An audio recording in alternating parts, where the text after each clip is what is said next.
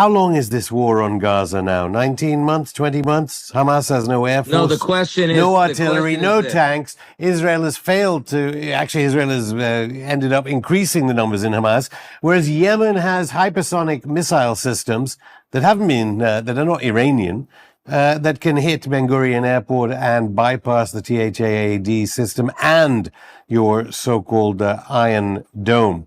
I mean, clearly, there's no way Israel is going to beat Yemen. No one ever has done.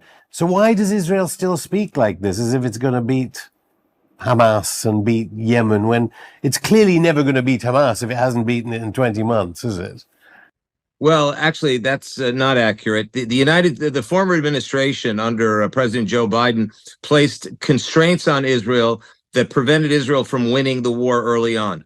Let's remember the you reason can't that we're win in the a war against a guerrilla movement. They have no artillery. They have no planes. You're starving the women and children as your only means of trying to do something, but you can't win against a guerrilla war. The Americans couldn't win against the Afghans. The Americans couldn't win against the Vietnamese. You can't do that, can you? That's not how warfare works. How did the United States do against Al-Qaeda and ISIS in Iraq and Syria? You don't find them there anymore because the United States under David Petraeus beat them. Israel will destroy the Hamas. I'm sorry you mentioned ISIS in Syria, because there are pictures of your Prime Minister Netanyahu with ISIS in the Golan Heights in Syria. Why did Al-Qaeda and ISIS never attack Israel?